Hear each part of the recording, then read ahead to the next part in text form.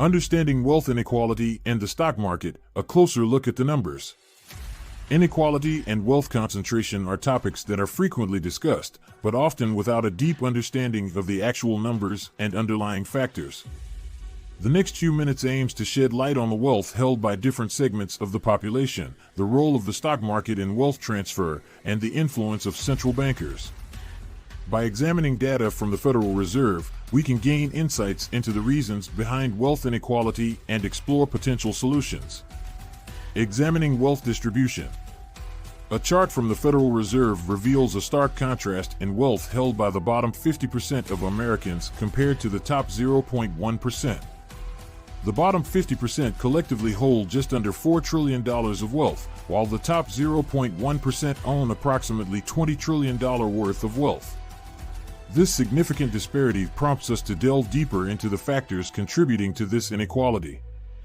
The role of the stock market. Many believe that the stock market primarily serves as a wealth transfer mechanism, benefiting the top 1% or 10% at the expense of the working class. However, a closer look at the ownership of stocks reveals a more nuanced picture. The top 10% hold around 92% of corporate equities and mutual fund shares, suggesting that they have a significant stake in the stock market. Unveiling the wealth transfer mechanism. Two key factors contribute to the stock market's role as a wealth transfer mechanism: suckers and central bankers. Analyzing a chart depicting ownership concentration during the 2008 financial crisis, we observe a decline in ownership among the wealthiest individuals. This indicates that they were selling their stocks while the market was crashing. Conversely, small investors were buying stocks during this period, resulting in a transfer of wealth from the poor and middle class to the rich. The reversal of trends. As the stock market rebounded after the financial crisis, the top 10% gradually accumulated stocks, eventually reaching their pre-crisis ownership levels. This occurred while the market was still below its previous all-time highs. The concentration of ownership among the wealthiest individuals continued to grow, particularly after the implementation of monetary stimulus measures by central banks. Current trends and potential risks.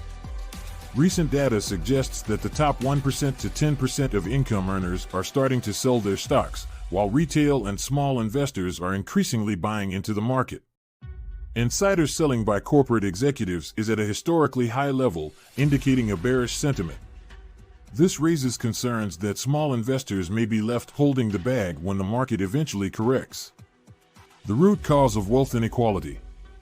While corporate greed and the concentration of wealth are often blamed for inequality, the underlying problem lies in the monetary system. The abandonment of the gold standard in 1971 allowed governments to print unlimited amounts of money, leading to inflation and a widening wealth gap. Central banks, central planners, and the money printing process are the direct causes of wealth inequality. Conclusion. Understanding the dynamics of wealth inequality and the stock market is crucial for individuals seeking to protect and grow their wealth. By avoiding common pitfalls, such as buying at market peaks and selling during downturns, individuals can position themselves to benefit from economic fluctuations. However, it is essential to recognize that wealth inequality is a symptom of a deeper problem rooted in the monetary system. To navigate these challenges, individuals can educate themselves on financial strategies and tactics employed by professionals.